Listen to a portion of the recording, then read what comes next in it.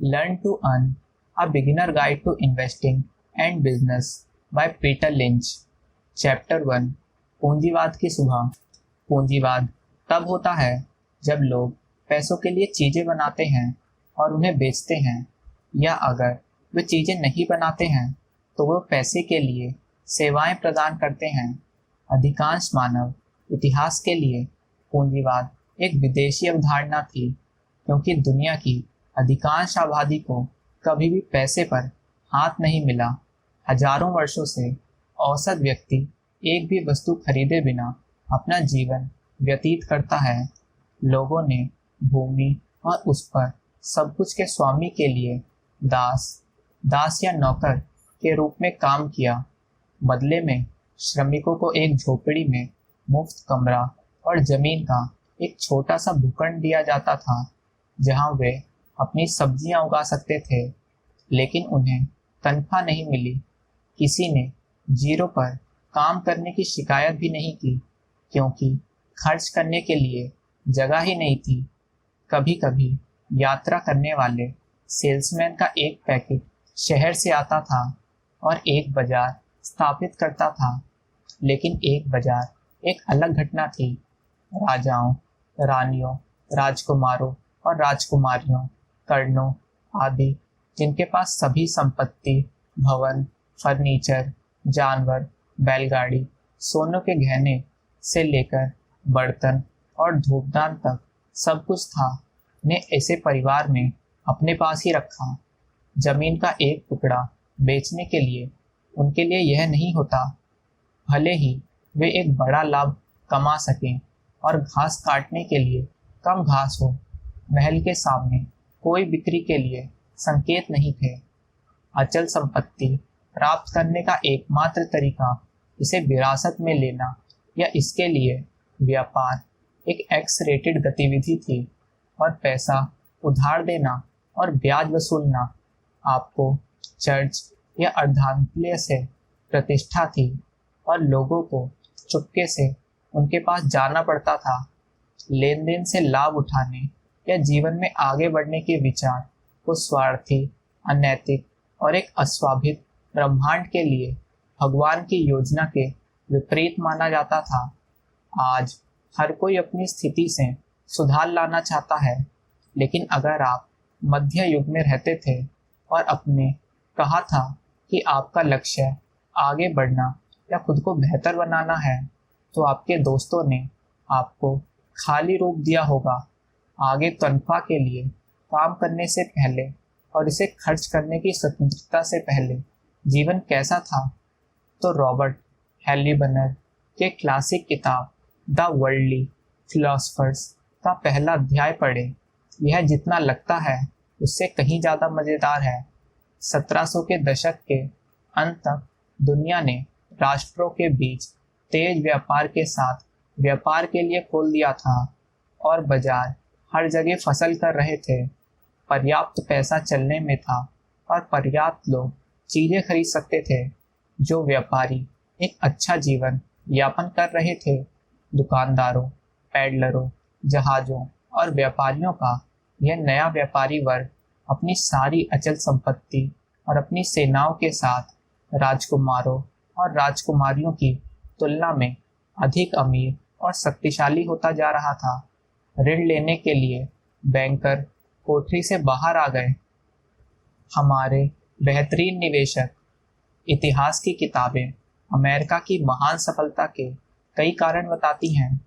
अनुकूल जलवायु, समृद्ध मिट्टी, विस्तृत खुले स्थान, अधिकारियों का बिल, सरल राजनीतिक व्यवस्था, मेहनती अप्रवासियों का निरंतर प्रभाव, हर तरफ महासागर जो हमें आक्रमणकारियों से बचाते थे। पिछवाड़े के आविष्कारक, सपने देखने वाले और योजनाकार, बैंक, पैसा और निवेशक भी इस सूची में जगह पाने के लायक हैं।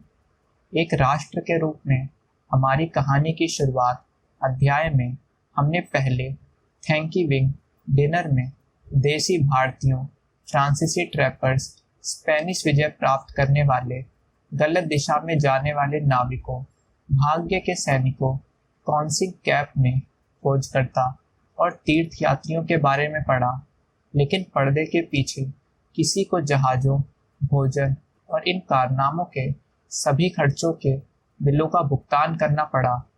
इस पैसे का अधिकांश हिस्सा अंग्रेजी, डच और फ्रांसीसी निवेशकों की जेब से निकला। उनके बिना उपनिवेश कभी उपनिवेश नहीं बन पाते। जिस समय जेम्सटाउन शुरू हुआ और तीर्थ यात्रा प्लायमाउथ रैक पर उतरे, पूर्व समुद्र तट के साथ लाखों एकड़ जंगल की भूमि थी, लेकिन आप वहां बस नहीं जा सकते थे। अपना स्थान बस चुन सकते थे। जंगल से एक जगह खाली कर सकते थे और शुरू कर सकते थे तंबाकू उगाना या भारतीयों के साथ व्यापार करना। आपकी किसी राजा या रानी से अनुमति लेनी होगी। उन दिनों राजा रानी सारा शो चलाते थे। यदि आप शाही भूमि में व्यवसाय करना जा रहे थे, जो कि पृथ्वी की अधिकांश भूमि थी, तो आपको एक शाही लाइसेंस प्राप्त करना होता था, जिसे निगमन या चार्टर कहा जाता है। ये लाइसेंस आधुनिक नियम के अग्रस्त थे और व्यवसायी लोग चार्टर या किसी और के चार्टर के टुकड़े के बिना काम नहीं कर सकते थे। पेंसिल्वेनिया में क्रैकर्स जिसे धार्मिक समूहों को चार्टर मिला, तो व्यापारियों के समूह जैसे कि जेम्सटाउन की स्थापना करने वाले, और एक बार जब आपके पास जमीन को बसाने और एक कॉलोनी को शुरू करने का शाही परमिट होता था, तो आपको वित्त पोषण की तलाश करनी पड़ी। यहीं से सबसे पहला शेयर बाजार चलन में आता है। 1602 तक डच लोग United Dutch east India company में शेयर खरीद रहे थे। ये दुनिया का पहला लोकप्रिय स्टॉक था, जो दुनिया के पहले लोकप्रिय स्टॉक एक्सचेंज में बेचा गया था, जो एम्स्टर्डम से एम्स्टेल नदी पर एक पुल से संचालित होता था। एक स्टॉक ब्रोकर का ध्यान आकर्षित करने की कोशिश में उत्सुक निवेशकों की भीड़ वहीं जमा हो गई, और अब उनका धक्का मुक्की हाथ से निकल गया, तो शांति बहाल करने के लिए पुलिस को बुलाया गया। डच ने यूनाइटेड डच ईस्ट इंडिया में शेयरों के मालिक होने के विशेषाधिकार के लिए लाखों गिल्डर डॉलर का उनका संस्करण खर्च किया, जो आज कई कंपनियों के साथ उनके संक्षिप्त नाम से जाना जाता है, जिसे यूडीआई कहा जा सकता है। किसी भी घटना में डच कंपनी ने स्टॉक बिक्री में जुटाए गए इन लाखों गिल्डरों को लिया और कुछ जहाज़ों को तैयार करने के लिए पैसे का इस्तेमाल किया। इन जहाज़ों को भारत के लिए रवाना किया गया था और पूर्व की ओर इशारा करते हुए नवीनतम सुदूर पूर्वी माल को वापस लाने के लिए, जो उस समय यूरोप में गुस्से में था। जबकि आशावादियों ने यूनाइटेड डच ईस्ट इंडिया के शेयरों के लिए उच्च कीमतों का भुगतान किया, यह मानते हुए कि कंपनी उन्हें भाग्य बना देगी। निराशावादियों ने स्टॉक के खिलाफ शॉर्टिंग नामक एक चतुर पैंतरेबाजी का माध्यम से दांव लगाया, जिसका आविष्कार 1600 के दशक में किया गया था और अभी भी किया जा रहा है। आज के निराशावादियों द्वारा उपयोग किया जाता है। यूनाइटेड डच ईस्ट इंडिया के मामले में आशावादी सही निकले, क्योंकि ट्रेडिंग के पहले वर्षों में स्टॉक की कीमत दोगुनी हो गई और शेयर धारकों को एक नियमित बोनस मिला, जिसे लाभांश के रूप में जाना जाता है। कंपनी 2 शताब्दी तक व्यवसाय में बनी रही, जब तक कि यह भाप से बाहर नहीं निकल गई और 1800 में भंग हो गई। इसमें कोई संदेह नहीं है कि आपने सुना होगा कि हेनरी हडसन ने अपने जहाज ऑफ मून हडसन नदी के ऊपर उतारे, जो कि अब न्यूयॉर्क है, भारत के लिए एक मार्ग की तलाश में। इस प्रकार क्रिस्टोफर कोलंबस द्वारा की गई ये नौबहान गलती को दोहराते हुए, क्या आपने कभी सोचा है कि इस जंगली हंस का पीछा करने के लिए किसने भुगतान किया? कोलंबस, हम सभी जानते हैं, का अपना वित्त पोषण स्पेन के राजा फर्डिनेंड और रानी इसाबेला से मिला, जबकि हडसन का उक्त यूनाइटेड ईस्ट इंडिया कंपनी से मिला। एक अन्य डच उद्यमी डच वेस्ट इंडिया कंपनी ने पहले यूरोपीय लोगों को मैनहट्टन द्वीप पर बसने के लिए भेजा। इसलिए जब पीटर मिन्यूगेट ने इतिहास में सबसे प्रसिद्ध अचल संपत्ति सौदा किया, मैनहट्टन के 60 गिल्डर, हमारे पैसे के $24 के ट्रिंकेट के एक छोटे से ढेर के लिए खरीदा, तो वह डच वेस्ट इंडिया शेयरधारकों को और उनके कार्य कर रहा था। उनके लिए यह बहुत बुरा है कि कंपनी न्यूयॉर्क के उस सभी महंगे शहर के कार्यालय की जगह मालिक होने के लिए लाभ पाने के लिए पर्याप्त समय तक व्यवसाय में नहीं रही। यह देखकर कि डचों ने अपनी नई दुनिया के रोमांच को कैसे वित्तपोषित किया, अंग्रेजों ने उनके उदाहरण का अनुसरण किया। लंदन की वर्जीनिया कंपनी के पास एक विशाल क्षेत्र पर विशेष अधिकार थे, जो कैरोलिना से लेकर वर्तमान तक वर्जीनिया तक और आज के न्यूयॉर्क राज्य के हिस्से तक फैले हुए थे। उस कंपनी ने रिश्तेदारों द्वारा अपने सिर काटने से बचाया। जेम्स हैटन में बसने वालों ने वहां काम किया, लेकिन उनकी जगह वहां नहीं थी। शुरुआत से ही एक स्टेकिंग पॉइंट उन्हें साफ करने के लिए काम पर रखा गया था। भूमि, फसल बोना और घर बनाना, लेकिन सारी संपत्ति, सुधार और व्यवसाय लंदन में वापस शेयरधारकों के थे। यदि जेम्सटाउन ने लाभ कमाया तो वास्तविक निवासियों को उसका एक पैसा भी कभी नहीं दिखाई देगा। जेम्सटाउन में बसने वालों से 7 साल के बुरे विवादों और शिकायतों के बाद नियमों को बदल दिया गया ताकि वे अपनी निजी संपत्ति के मालिक हो सकें। यह उस समय कोई मायने नहीं रखता था क्योंकि मूल कॉलोनी दिवालिया हो गई थी, लेकिन जेम्सटाउन से सीखने के लिए एक बड़ा सबक यह था, एक व्यक्ति जो संपत्ति का मालिक है और उद्यम में हिस्सेदारी रखता है, वह उस व्यक्ति की तुलना में अधिक मेहनत करता है और खुश महसूस करता है और बेहतर काम करता है। मैरीलैंड से मेन में समुद्र तट तक बाकी हिस्सों में व्यापार करने का विशेष अधिकार अभी तक एक और अंग्रेजी company, Virginia company of Plymouth को दिया गया था। उन दिनों जिस तरह से नक्शा तैयार किया गया था, न्यू इंग्लैंड का अधिकांश हिस्सा उत्तरी वर्जीनिया का हिस्सा था। जब तीर्थयात्री प्लायमाउथ रॉक पर उतरे और तट पर ठोकर खाई, तो वे प्लायमाउथ कंपनी की संपत्ति पर अतिक्रमण कर रहे थे। प्रत्येक स्कूली बच्चा सीखता है कि कैसे तीर्थयात्रियों ने धार्मिक स्वतंत्रता प्राप्त करने के लिए अपने जीवन को जोखिम में डाला, कैसे उन्होंने एक छोटे जहाज मैफ्लावर से क्रूर महासागर को पार किया, कैसे वे न्यू इंग्लैंड की ठंडी सर्दियों से पीड़ित हुए, कैसे उन्होंने भारतीयों के साथ दोस्ती की और उनका स्कैश और कुद्रुन प्राप्त किया। व्यंजनों लेकिन उल्लेखनीय कहानी के बारे में कुछ भी नहीं कि उन्हें अपना पैसा कैसे मिला।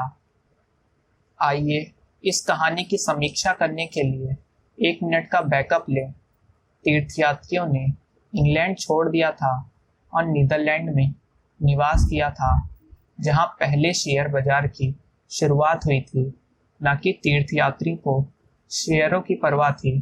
नीदरलैंड में कई वर्षों के बाद तीर्थयात्री तंग आ गए और उन्होंने आगे बढ़ने का फैसला किया। उनके दिमाग में 3 संभावित गंतव्य थे। दक्षिण अमेरिका में अमेरिकी नाको नदी, डच द्वारा नियंत्रित न्यूयॉर्क का एक वर्ग, या भूमि का एक पार्सल उन्हें लंदन की वर्जीनिया कंपनी द्वारा पेश किया गया था। उन्हें वापस रखने वाली एक चीज नकदी की कमी थी। उन्हें आपूर्ति और एक जहाज की जरूरत थी और ना ही वह अपना वहन कर सकते थे। वित्तीय मदद के बिना वे हमेशा के लिए यूरोप में फंस गए होते और हमने उनके बारे में कभी नहीं सुना होगा।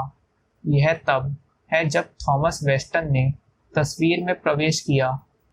वेस्टन लंदन के एक धनी हार्डवेयर डीलर या आयरन मॉन्गर थे, जैसा कि उन दिनों उन्हें बुलाया जाता था। न्यू इंग्लैंड में उनकी संपत्ति तक पहुंच थी और उनके पास बहुत सारी नकदी थी, और उन्होंने और उनके दोस्तों ने सोचा था कि तीर्थ यात्रा का एक उत्कृष्ट निवेश करेंगे। इसलिए उन्होंने एक प्रस्ताव दिया। उन्हें उम्मीद थी कि तीर्थयात्री मना नहीं करेंगे। वेस्टन का समूह, जिसने खुद को द एडवेंचरस उपनाम दिया, भले ही वे साहसिक कार्य पर नहीं जा रहे थे, तीर्थयात्रियों को अमेरिका भेजने के लिए पैसे लगाने पर सहमत हुए। बदले में तीर्थयात्रियों की कॉलोनी को लाभदायक बनाने के लिए सप्ताह में 4 दिन लगातार 7 वर्षों तक काम करने के लिए सहमत होना पड़ा। 7 साल के अंत में साझेदारी भंग हो गई और दोनों पक्ष मुनाफे को विभाजित कर देंगे, जिसके बाद तीर्थयात्री अपने तरीके से जाने के लिए स्वतंत्र होंगे। तीर्थयात्रियों ने इन शर्तों को स्वीकार कर लिया क्योंकि उनके पास कोई और विकल्प नहीं था, और जिन्होंने अपना बैग पैक करना शुरू कर दिया, फिर अंतिम समय में वेस्टन ने उन पर ताना कस दिया और अनुबंध बदल दिया। अब व्यवसाय की भलाई के लिए सप्ताह में 4 दिन काम करने के बजाय उन्हें 6 काम करने पड़ते थे। इसमें उन्हें रविवार के अलावा घर में बाग लगाने या अपने कपड़े सुधारने या अपने धर्म का पालन करने के लिए कोई खाली समय नहीं मिलेगा। वेस्टन के साथ बहस करने और कहीं नहीं जाने के बाद तीर्थयात्रियों ने एक हस्ताक्षरित समझौते के बिना और बिना किसी यात्रियों के पैसे यात्रा करने का फैसला किया, क्योंकि हालांकि वेस्टन ने अब तक सब कुछ के लिए भुगतान किया था, उन्हें एक और प्रतिशत अग्रिम करने से इनकार कर दिया। उन्हें यात्रा के लिए बनाए गए कुछ मक्खन को बेचना पड़ा ताकि वे बंदरगाह शुल्क का भुगतान कर सकें और स्पीडवेल में बंदरगाह छोड़ सकें। जिस जहाज को उन्होंने हॉलैंड में तैयार किया था, स्पीडवेल लीक हो गया, इसलिए उन्हें बंदरगाह पर लौटने के लिए मजबूर होना पड़ा, यह संदेश करते हुए कि कप्तान और उनके नाविक वेस्टन के साथ जुड़े हुए थे और जानबूझकर रिसाव को उछाला था। उनमें से अधिकांश ने एक दूसरे जहाज में भीड़ लगा दी जो स्पीडवेल मैफ्लावर से छोटा और धीमा था। वर्जीनिया में अपनी वादे की गई भूमि के रास्ते में वे मैफ्लावर में फंस गए थे। जब वे पाठ्यक्रम से हट गए और उन्हें अपने गंतव्य को देख लिया, अपनी गलती का एहसास करते हुए उन्होंने दक्षिण की ओर मुड़ने की कोशिश की, लेकिन कैप कॉड की चट्टानों और शोलों ने उनके मार्ग को अवरुद्ध कर दिया। इन अपरिचित उबड़ खाबड़ पानी में एक जहाज की तबाही का जोखिम उठाने के बजाय उन्होंने प्रोविंस टाउन बंदरगाह में लंगर लगा दिया। यहाँ से वे एक जहाज की तबाही को जोखिम उठाने के बजाय उन्होंने प्रोविंस टाउन बंदरगाह में लंगर लगा दिया। वहाँ से वे प्लायमाउथ चले गए, जहाँ उन्होंने अपने आश्रयों का निर्माण किया और अपनी फसलें लगाई। वेस्टन द्वारा धन के प्रवाह में कटौती के साथ तीर्थयात्रियों की नकदी के एक नए स्रोत की आवश्यकता थी। उन्होंने निवेशकों के एक अन्य समूह, जीन पियर्स के नेतृत्व में और प्लायमाउथ कंपनी के बीच एक नया सौदा किया, जिसके पास जमीन थी। तीर्थयात्रियों को अपना इच्छा अनुसार उपयोग करने के लिए 100 एकड़ जमीन मिलेगी। पियर्स को प्रति तीर्थयात्रा 100 एकड़ मिलेगा।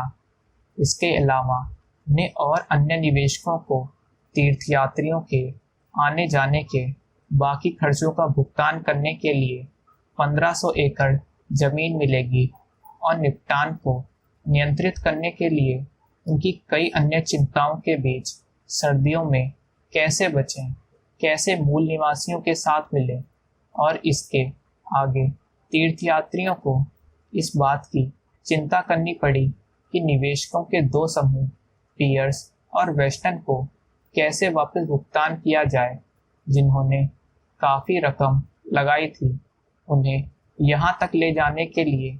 जितना हम तीर्थयात्रियों को केवल ईश्वर पर ध्यान केंद्रित करने के बारे में सोचना पसंद करते हैं, उनकी भी वही समस्या थी जो हमने से बाकी लोगों की थी। बिल प्लायमाउथ कॉलोनी के व्यवसाय में होने के 1 साल बाद मेलफ्लावर के खाली कागजों पकड़ के साथ इंग्लैंड वापस लौट आया। कोई फर नहीं, कोई रत्न नहीं, कोई फसल नहीं, कुछ भी निवेशक नहीं बेच सकता था। प्लायमाउथ पैसा खो रहा था और सीजन दर सीजन या बील स्ट्रीट पर या वॉल स्ट्रीट पर तिमाही पर तिमाही पैसे की कमी होती रहती थी। इसके निवेशकों पर बहुत परेशान किया, क्योंकि निवेशक हमेशा तब होते हैं जब उन्हें अपने पैसे पर शून्य रिटर्न मिलता है। इससे भी बुरी बात यह है कि उन्हें कॉलोनी में अधिक आपूर्ति वापस भेजनी पड़ी, इसलिए लागत बढ़ रही थी। 1622 तक वेस्टर्न प्लायमाउथ से तंग आ गया था और उच्च लागत वाले तीर्थयात्रियों का समर्थन करने के लिए कुछ भी नहीं दिख रहा था। इसलिए उन्होंने अपने साथ एडवेंचरस को व्यवसाय का अपना हिस्सा दे दिया। इस बीच जॉन पियर्स अन्य निवेशकों के पीठ के चारों ओर छिटाक्षरी कर रहे थे। अपने लिए प्लायमाउथ पर नियंत्रण पाने की कोशिश कर रहा था ताकि वह प्लायमाउथ प्लांटेशन का लॉर्ड प्रोवाइटर बन सके। वह इससे दूर नहीं हुआ। 5 साल तक तीर्थयात्रियों और निवेशकों ने अपने पैसों के विवाद को जारी रखा। तीर्थयात्रियों ने समर्थन की कमी की शिकायत की और निवेशकों ने मुनाफे की कमी के बारे में शिकायत की। फिर 1627 में साझेदारी को भंग कर दिया गया। नाराज निवेशकों ने पूरे ऑपरेशन को तीर्थयात्रियों को 1800 ब्रिटिश पाउंड की मामूली राशि के लिए बेच दिया, क्योंकि तीर्थयात्रियों के पास 1800 पाउंड नहीं थे। इसलिए उन्होंने किश्त योजना पर कॉलोनी खरीदनी पड़ी, प्रतिवर्ष 200 पाउंड। यह अमेरिकी इतिहास में पहला लेवरेज बायआउट था, जो 1980 के दशक के प्रसिद्ध आरेजार नाविश्कों सौदों के अग्रस्त था, जो गेट पर किताब और फिल्म बारबरियान बन गया। एक लीवरेज बायआउट में एक कंपनी को उन लोगों द्वारा सुधार के पैसों से खरीदा जाता है जो वास्तव में इसे वहन नहीं कर सकते। तीर्थयात्रियों को लेवरेज दिलचस्प हिस्सा आता है। जैसे ही उन्होंने खुद को स्थापित किया, तीर्थयात्रियों ने एक समयवादी तरीके से रहने का फैसला किया। उन्होंने अपने संसाधनों को जमा कर लिया और किसी भी व्यक्ति को किसी भी निजी संपत्ति का व्यवस्था विफल हो जाएगी।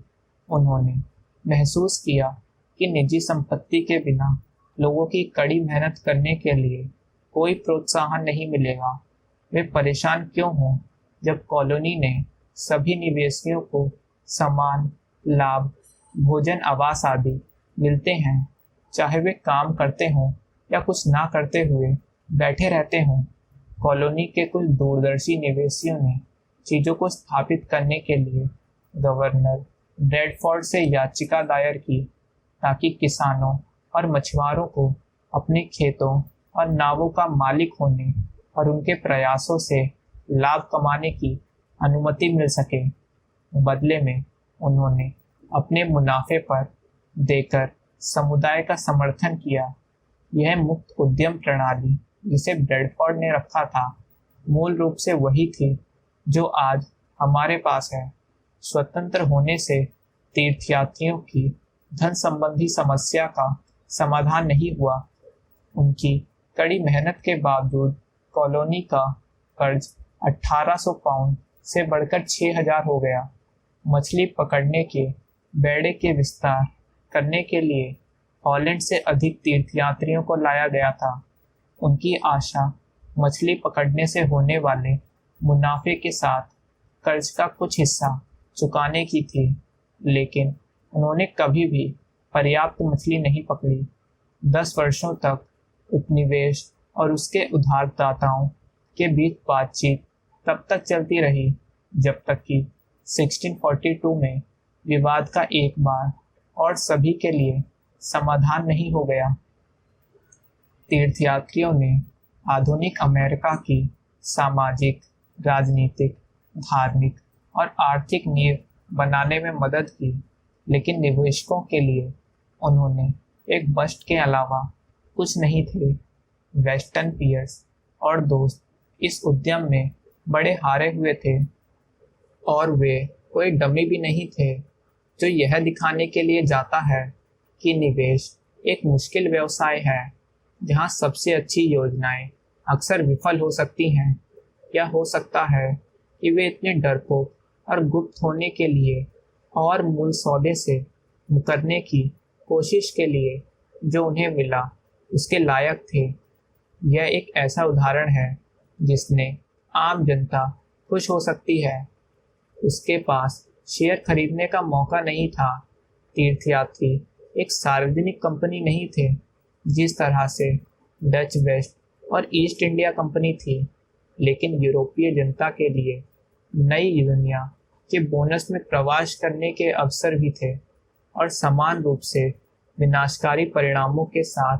बदकिस्मती मिसिसिपी कंपनी और साउथ जी कंपनी, जो दोनों के 1700 के दशक की शुरुआत में दृश्य पर दिखाई दी, पेरिस और लंदन के शेयर बाजारों में हजारों भोले भाले ग्राहकों को शेयर बेच दिए गए। मिसिसिपी कंपनी जॉन लो नामक एक आकर्षक व्हीलर डीलर के पालतू परियोजना की थी, जो उनकी सदी के सबसे दिलचस्प यात्रियों में से एक थे। लॉ ने अपने मूल स्कॉटलैंड को छोड़ दिया जब उसने असफल व्यावसायिक उद्यम पर एक धुंधेपुर के व्यक्ति को मार डाला और फ्रांस चला गया। उसने एक परिचय दिया, राजा लुइस 15, जो कम उम्र का था और शाही फैसलों को एक रीजेंट ड्यूक ऑफ ऑरेलियंस पर छोड़ दिया। एक शाही परिवार को जनाना उन दिनों आगे बढ़ने का एकमात्र तरीका था, और कानून ने रीजेंट को आश्वस्त किया कि वह कानून फ्रांस की विशाल राष्ट्रीय ऋण की समस्या को हल कर सकता है। लॉ की योजना फ्रांस के लिए एक प्रिंटिंग प्रेस किराए पर लेना और कागज के पीछे प्रिंट करने की थी, जिसका उपयोग वह कर्ज चुकाने के लिए कर सकता था। पेपर मनी दुनिया में अपेक्षाकृत नया विचार था और रिजाग्रेंट बहुत प्रभावित हुआ था। वास्तव में इतना प्रभावित हुआ कि उसने स्कॉटलैंड के अप्रवासी की शाही प्रिंटिंग प्रेस के साथ साथ रॉयल बैंक ऑफ फ्रांस पर पूर्ण नियंत्रण दिया। जल्द ही लॉ की कागजी पैसा हर जगह घूम रहा था। लगभग रातों रात वह देश में एक अजनबी से फ्रांसीसी वित्त के राजा और लुइस 15 के बगल में पेरिस के सबसे धनी निवासी होने के लिए चला गया। जनमत सर्वेक्षणों में उनकी लोकप्रियता के उच्च होने के साथ, या हालांकि उन्होंने इसे उन दिनों में मापा, लॉ ने अपनी दूसरी बड़ी वापस लाना था। मिसिसिपी लुइसाना क्षेत्र के माध्यम से बहती थी।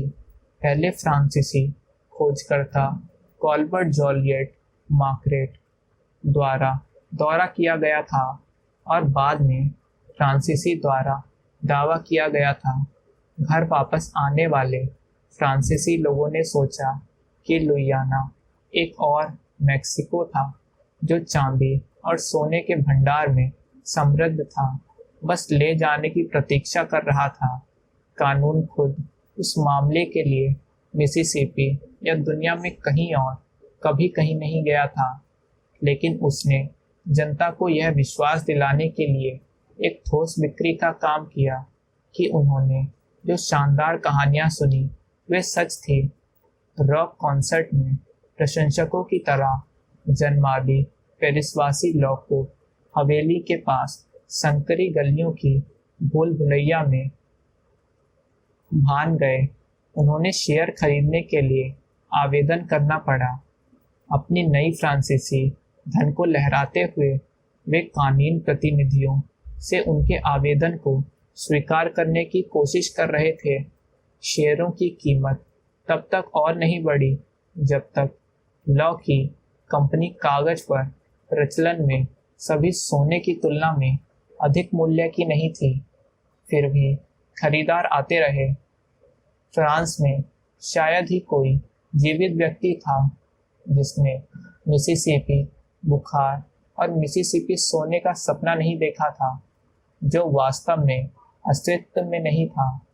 उनके पास लॉ की कंपनी के बारे में जानकारी नहीं थी, सिवाय इसके कि लॉ ने खुद इसके बारे में क्या कहा था, और कोई वॉल स्ट्रीट जर्नल या नाइटली बिजनेस न्यूज़ भी नहीं थी जो उन्हें यह बता सके कि लॉ की योजना के सफल होने के कोई मौका नहीं था। वास्तव में जब भी लोग उनसे या उनकी कंपनी से सवाल करते थे तो उन्हें शहर से बाहर दूर की जेलों में भेज दिया जाता था।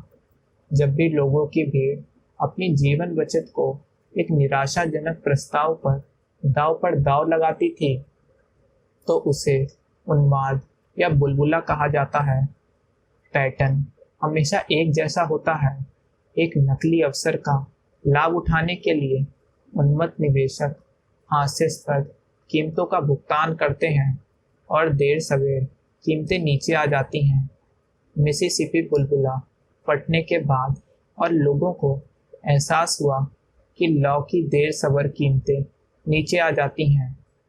मिसिसिपी बुलबुला फटने के बाद लोगों को एहसास हुआ कि लॉ की कंपनी एक दिखावा थी और कानून खुद ओज के वित्तीय जादूगर से ज़्यादा कुछ नहीं था। निवेशकों ने अपने शेयरों को उतारने की कोशिश की और कोई खरीदार नहीं मिला। उन्होंने अपने जीवन भर की बचत खो दी। फ्रांसीसी अर्थव्यवस्था ध्वस्त हो गई और इसके साथ साथ बैंकिंग प्रणाली भी ध्वस्त हो गई। लॉ जैसे ही फ्रांसीसी नायक बन गया था, वह एक फ्रांसीसी बकरी बन गया।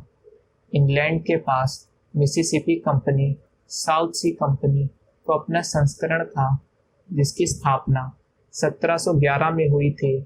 आयोजकों ने कानून से उनकी सभी चालों की नकल की। उन्होंने इंग्लैंड के विशाल सैन्य ऋण का भुगतान करने का वादा किया यदि अंग्रेजों सम्राट उन्हें दक्षिणी समुद्र के देशों के साथ व्यापार पर एकाधिकार प्रदान करेगा, विशेष रूप से मेक्सिको और पेरू। 1720 में साउथ सी कंपनी ने ब्रिटिश सरकार को अपने पूरे राष्ट्रीय ऋण, सैन्य और अन्यथा को सफाया करने के लिए पर्याप्त धन उधार पर देने की एक नई योजना की घोषणा की। अगर सरकार ऋण पर 5% ब्याज का भुगतान करने के लिए सहमत होगी। उसी समय कंपनी ने अपने स्टॉक के अधिक शेयर बेचना शुरू कर दिया। लंदन का आधा हिस्सा शेयर खरीदने के लिए ऋण संकल्पित अपने हाउसफोर्ड कैरीज में ग्रेहनर शेयर बाजार एक्सचेंज एलए की ओर बढ़ रहा था। इसमें एक खराब गाड़ी जाम हो गया और सड़कों पर हफ्तों तक जाम लगा रहा। इन साउथ सी शेयरों की इतनी मांग थी कि ब्रिटिश संसद द्वारा ऋण सौदे की मंजूरी देने से पहले कीमतें रातों रात 3 गुना हो गई। एक ब्रिटिश राजनेता ने तो चेतावनी तक जारी कर दी कि लोगों को अपना पैसा अपनी जेब में रखना चाहिए, लेकिन इस तरह के बुलबुले के दौरान कोई भी कारण की एक अकेली आवाज़ नहीं सुनता है। जब यह बात सामने आई कि साउथ सी कंपनी के आयोजकों ने शेयर बेचकर बहुत अमीर बना लिया है, तो अन्य कंपनियां जल्दी से उन लोगों के द्वारा बनाई गई जो अमीर बनना चाहते थे। हर जंगली योजना के लिए एक कंपनी थी जिसके बारे में आप सोच सकते थे।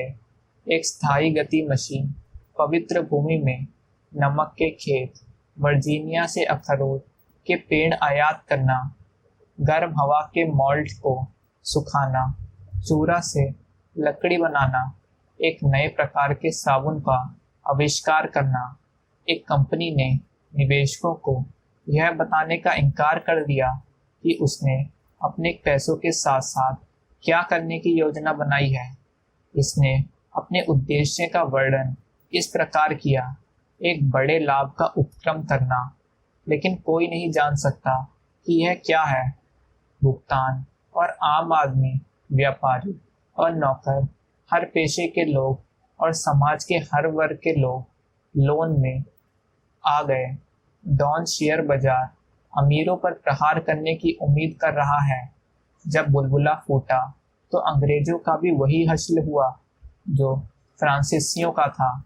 दक्षिण सागर के शेयरों की कीमत में गिरावट आई।